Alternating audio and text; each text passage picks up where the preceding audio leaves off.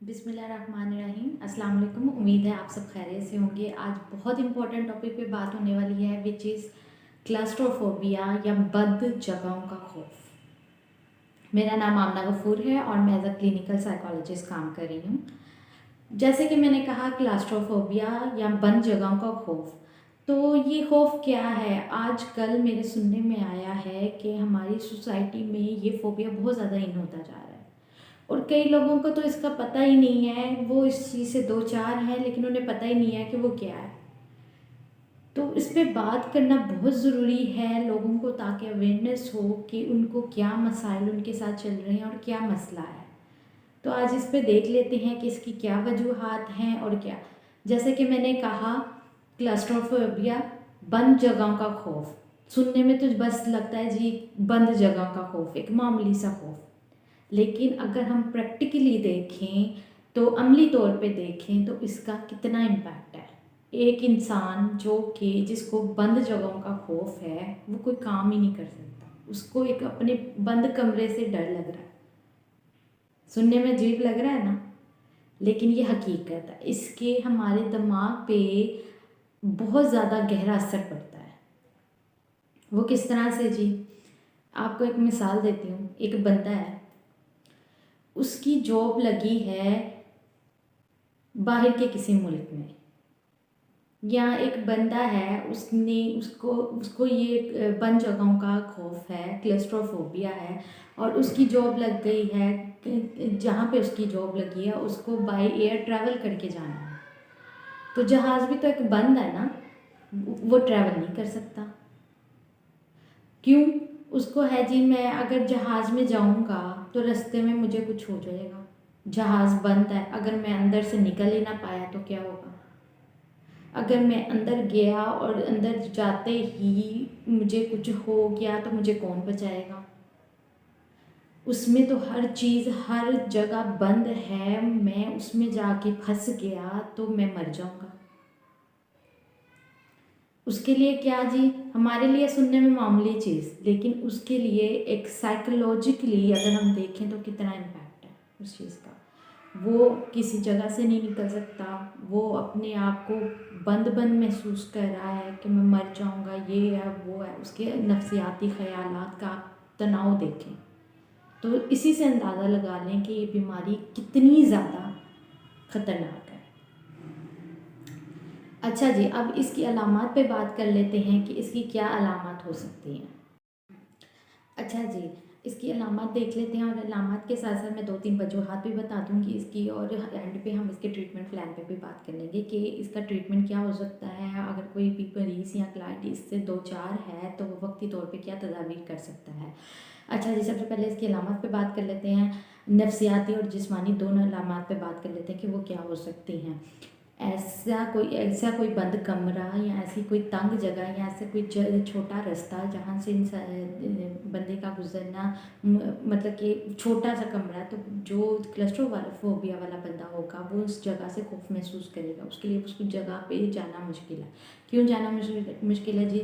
जैसे वो किसी बंद कमरे में गया या बंद रास्ते पे या छोटे रास्ते पे गया तो जी साथ ही उसकी दिल की धड़कन तेज़ हो जाएगी, घबराहट शुरू हो जाएगी, या खौफ तारी हो जाएगा। खौफ क्या तारी हो जाएगा कि मैं अगर इस रास्ते से गया या इस कमरे में गया तो मैं मर जाऊंगा। उसका खौफ इतनी शिद्दत तारी हो जाना कि उसका खौफ उसके दिमाग के नेगेटिव सोचें लाने लग जाए। नेगेटिव सोचें आना कि मैं इधर से गुजर नहीं सकता, मैं कमरे के अंदर नहीं जा सकता, मुझे कौन बचाएगा, मैं अंदर ही मर जाऊंगा। तो इस तरह की अलामत नफ्सियाती अलामत का ज़ाहिर होना। जिस्मानी अलामत क्या हो सकती हैं जी? उसका दिल की धड़कन तेज़ हो जाना, दिल में बोझ भी पैदा होना, घबराने की कैफियत बहुत ज़्यादा हो जाना, चक्कर आना, हाथों पे पसीना आना, हाथ पाँव जो है वो शिवरिंग करना, कांपने लग जाते हैं, पेट में गैस हो जाना, और यूरिन का बहुत ज़्यादा आना। जिस तरह एंजाइटी की में हमारी एंजाइटी की बीमारी में हमारी अलामत का ज़ाहिर होती हैं, इसी तरह की अलामत इसमें भी ज़ाहिर होती हैं। तो जी मरीज़ जो है वो उसको किस तरह से क्या जी क्या अलामत ज़ाहिर होनी है कि जैसे उसने कमरे में जाना है, उसको खौफ आने लग जाना है कि मैं इस कमरे में आया हूँ, अब मैं बाहर नहीं निकल सकता। मुझे अंदर ही कुछ हो जाना है। और अगर खौफ की शिद्दत बहुत ज़्यादा हो जाए तो सिर्फ सोचने से भी ये बीमारी रिएक्ट में आ जाती है, रिएक्शन होता है। और सोचने से, उसने सिर्फ अभी सोचा कि मैं इधर इस कमरे में जाऊंगा, साथ ही दिल घबराना शुरू हो गया, वही अलामत, दिल की धड़कन का तेज़ हो जाना, नेगेटिव सोचें बहुत ज़्यादा आने लगी, जिस्मानी सारी अलामत शुरू हो गई। और उसने क्या जी, मैं वो कमरे में जाने से अवॉइड करेगा कि मैं अगर इस रास्ते से भी गुजरा तो मैं मर जाऊँगा। ठीक है, अब बात कर लेते हैं जी किस तरह की तंग जगहें हो सकती हैं। बंदा कार में नहीं बैठ सकता कि कार बंद होती है तो मैं कार में बैठूंगा तो मुझे कुछ हो जाएगा। जैसे बस है, बस में नहीं जा सकेगा। कोई तंग कमरा है उसमें नहीं जा सकता, तंग रास्ता है उसमें नहीं जा सकता। जहाज़ का सफ़र करना है वो नहीं कर सकेगा क्योंकि वो भी बंद होता है। और उसके अलावा इस तरह की बहुत सी जो आमदोरफ्त के लिए हम लोग बंद गाड़ियाँ इस्तेमाल करते हैं उसमें नहीं बैठ सकता। फिर जी स्ट्रेचर, अगर कोई मेडिकल कंडीशन के लिए उसको एमआरआई करवाना पड़ गया है तो एमआरआई की मशीन आपने देखी होगी अक्सर, वो बड़ी सी मशीन होती है तो बंदे को लटा के उसके अंदर से गुजारा जाता है। तो जी वो उसमें नहीं जा सकेगा कि ये मशीन के अंदर मैं अगर गया तो मैं साथ ही रास्ता तंग हो जाता है, मैं मर जाऊँगा इसके अंदर ही, मुझे कोई नहीं निकाल सकेगा। एक मरीज़ है, अगर उसका आँख का ऑपरेशन होना है तो जी क्या जी आँख के ऑपरेशन के लिए वो गया है, जैसे ही वो देखा है उसने कि सारा तो जगह बंद है, मशीन मेरे ऊपर आने वाली है, तो वो उसी चीज़ से घबरा जाएगा कि ये मैं इधर ही मर जाऊंगा। तो वो जी साथ ही उसके वही अलामत शुरू होगी, दिल का घबराना, दिल की धड़कन का तेज़ होना, ये सारी अलामत दोबारा से वही जगड़न वगैरह शुरू होगी, नेगेटिव सोचें होनी शुरू, मर जाऊँगा। तो वही अलामत जब ज़ाहिर होती हैं तो जी सर्जरीज डिले होगी।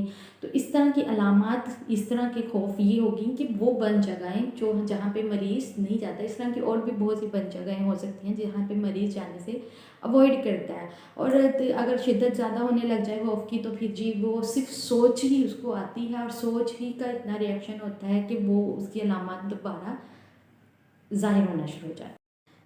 अच्छा जी, अब ये तो हो गया कि बंद जगहों का खौफ किस तरह से होता है और किन किन जगहों से हो सकता है और किस तरह से रिएक्ट करता है, सांस कैसे भी बंद होती है, क्या सारे सिम्टम्स हो सकते हैं।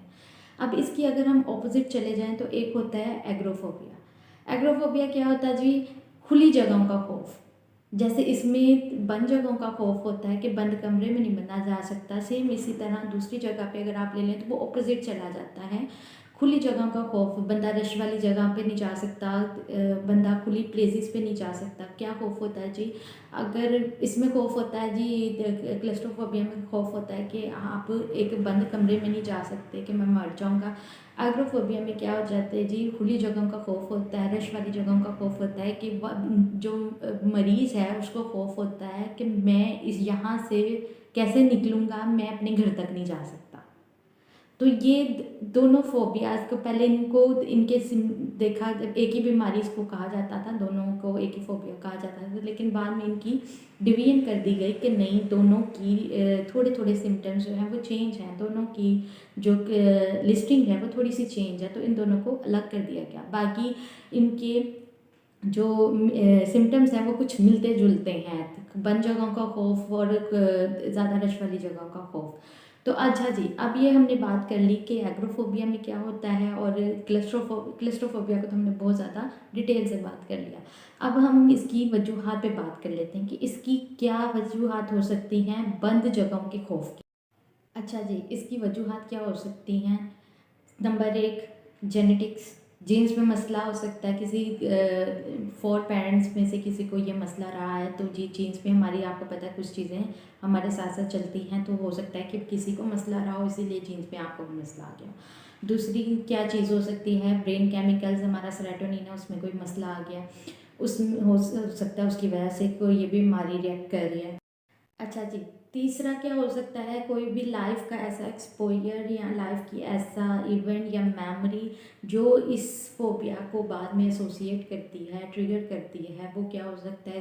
हो सकता है कि मरीज़ के सामने या तो कोई ऐसा एक्सपीरियंस हुआ हो या उसने ऐसा कोई खुद एक्सपीरियंस किया हो कि हो सकता है कि आधे घंटे से ज़्यादा उसे कमरे में बंद कर दिया गया हो, या हो सकता है कि वो कहीं घर वाले कहीं चले गए और वो कमरे में बंद रहा हो, कि बंद घर में रहा हो, या उसके सामने कोई किसी की मौत हुई हो हार्ट अटैक से या घबराहट से मौत हो गई हो, बंद जगह के से किसी की डेथ हो गई हो, या घर वाले जो हैं जी ज़्यादा देर तक किसी बंद जगह पे रहे हों, तो वो भी इसकी अहम वजूहात में से एक वजह हो सकती है।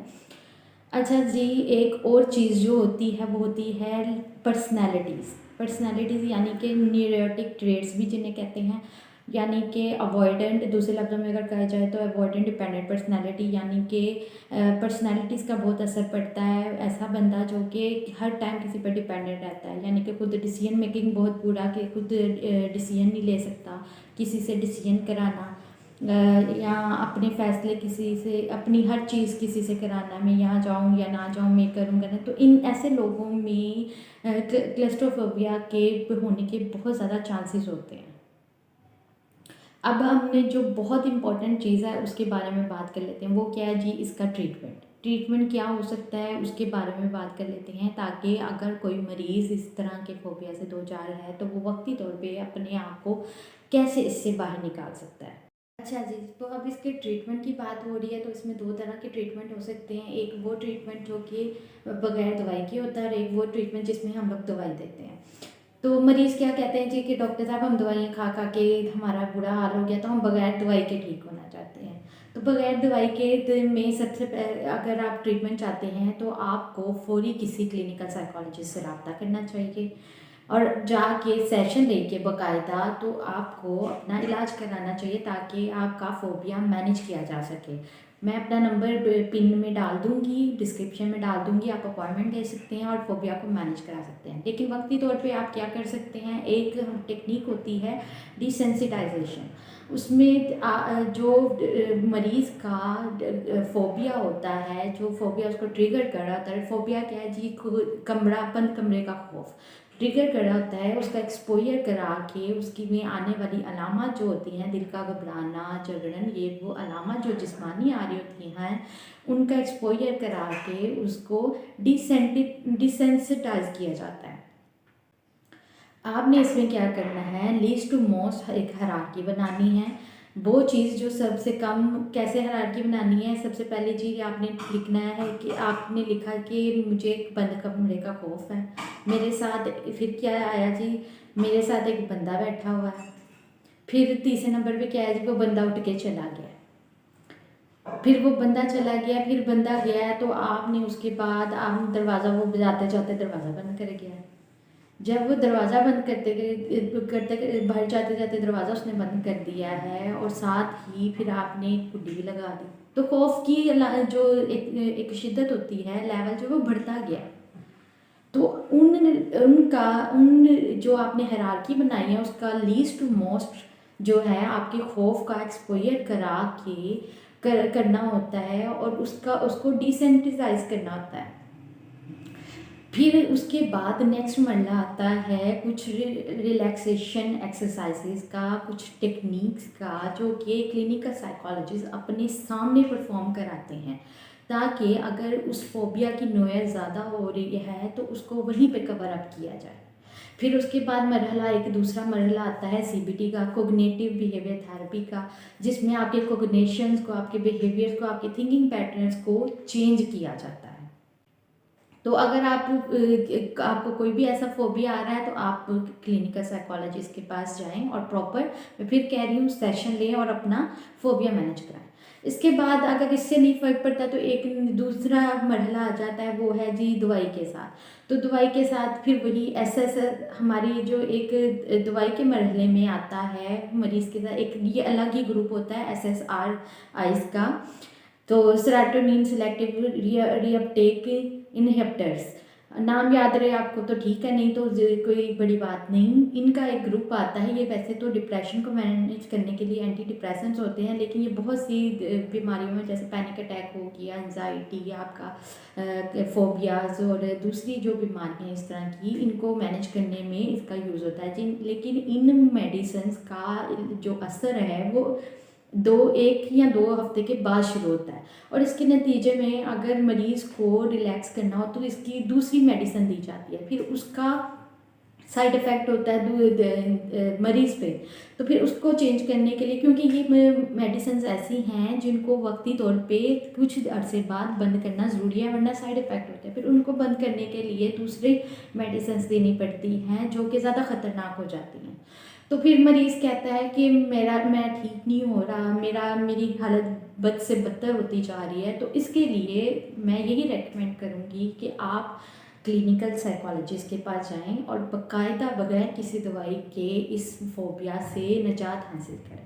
बाकी आपको वीडियो अच्छी लगी हो तो इसको लाइक और शेयर ज़रूर कीजिएगा, और दूसरों के साथ शेयर कीजिएगा। आपकी एक छोटी सी हेल्प से हो सकता है कोई बंदा इस फोबिया से 2-4 हो, लेकिन उसको इस चीज़ का मालूम ना हो, और आपके इस वीडियो से उसको ये चीज़ पता चले, तो वो अपने आप को मैनेज करने के लिए सामने आए, क्योंकि हम में से अक्सर लोगों को तो पता ही नहीं होता कि हमारे साथ मसाइल क्या हैं। बाकी अपनी दुआओं में मुझे याद रखिएगा। अल्लाह हाफ़िज़।